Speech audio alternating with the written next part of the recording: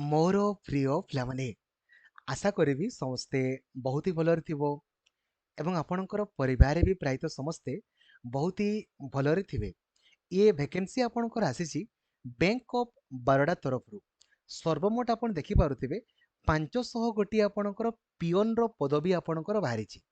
पियन चाकरी आपण करि पारिबे निजर पाख बैंक ऑफ बरोडा ब्रांच रे आपणकर एहा परमानेंट आपणकर चाकरी अटे, टेम्पोरारी आपणकर नुहे जो थिरे आपणको दरमा 30,000 आपणकर अधिक दरमा आपणको मिलिबो। ठीक अछि। तो जदि आपणकर मिनिमम केवल 10th पास आपण करिसंती एवं बैंक ऑफ बरोडा रे परमानेंट चाकरी करिया पई चाहुचंती ऑफिस असिस्टेंट बा पियोन आकारे देन एही वीडियोटी को लाइक और शेयर करिकी सबु सांग माननको आपण जणाई देबे जो द्वारा कि समस्ते आपणकर जानि पारिबे। हुए तो आपण करिया पई चाहु नथिबे किंतु बहुत पिला चाहुतिबे ना, ताको जणाई दियंतु। आउ चैनल को नुआ अछंती देन एबे सब्सक्राइब करिकी ऑल नोटिफिकेशन को भी आपण ऑन करि देबे एवं प्रत्येक दिन प्रत्येकटी जॉब रो अपडेट सर्वप्रथमे पाइबा पई ओडिसा रो सबुठारु बड़ टेलीग्राम ग्रुप रहिছে हमरो ओडिसा टीचर एसोसिएशन, जो ग्रुप रे 2,14,000 अधिक पिला अछंती। से ग्रुप रे आपण जॉइन हेइ जिवे जो द्वारा कि प्रत्येक टी इन्फॉर्मेशन सर्वप्रथमे आपण पाई परिबे। आ जदि आपण व्हाट्सएप यूज करूछंती 8895154969 ए नंबर रे खाली हाई लिखि देबे, आपण को व्हाट्सएप ग्रुप तथा टेलीग्राम ग्रुप रो ऑटोमेटिकली मैसेज लिंक आपण को मिलि जिवो। ठीक अछि बंधुगण, देखंतु आपण यार ऑफिशियल वेबसाइट आपणकर होची bank of Baroda dot in.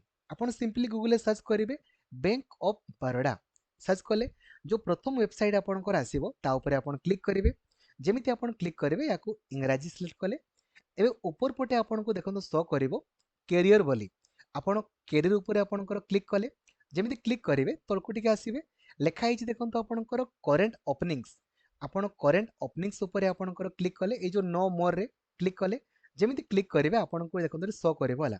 ए देखन शो कला एटा ए जो रिक्रूटमेंट ऑफ ऑफिस असिस्टेंट और पियन हैला लास्ट डेट आपणकर 23 मई रहिची। आरंभ आजि पाखरु आरंभ होईची हला। ए नो मोर ऊपर क्लिक करिकि आपण नोटिफिकेशन को डाउनलोड करि परिबे।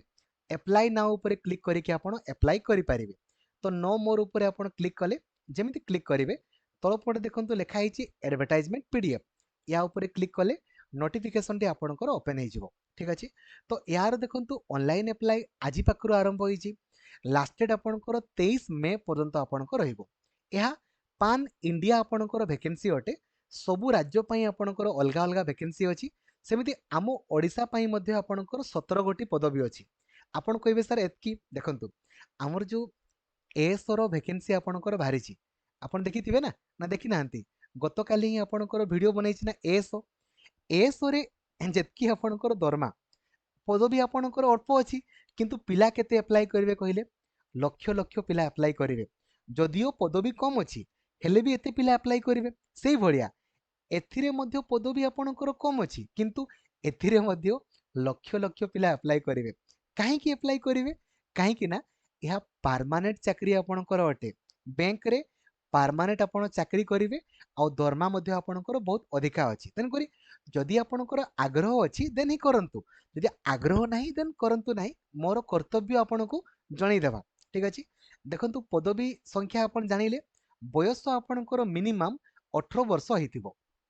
तो आपण सिंपली गूगल को आपणकर जिवे सर्च करिवे एज कैलकुलेटर सर्च कले जो प्रथम वेबसाइट आसीबो या ऊपर आपण क्लिक करिवे। डेट ऑफ बर्थ आपण एठी निजर देले आ जो एज 8 लिखाई नै एटा को आपण मे मे आपणकर 1 करि देबे हैला। आउ कैलकुलेट ऊपर क्लिक करिवे। जदि बयस आपणकर 18 रु आपणकर 26 वर्ष भितरे अछि किंतु एसटी एससी मानकर 5 वर्ष बढ़ी जिवो तो 18 रु आपणकर 31 वर्ष भितरे थिले अप्लाई करि पारिबे। ओबीसी एससी बीसी पिला मानकर 3 वर्ष बढ़िबो तो 18 रु 30 वर्ष भितरे थिले आपण अप्लाई करि पारिबे। दरमा आपण देखिले दरमा 33,780 19,500 बहुत दरमा सैलरी बहुत अधिक ता विषय में कहूनी हैला। एज संपर्क में मध्य आपको जनइली और दिव्यांग मानक 10 वर्ष आपणकर बढ़ी जिवो। ठीक अछि गला। एबे नेक्स्ट आपनको देखंतु परवर्ती आपणकर जदि आमे कहइबा एथिरे सिलेक्शन केमिति होबो ता संपर्क में मध्य आपनको जणाउची।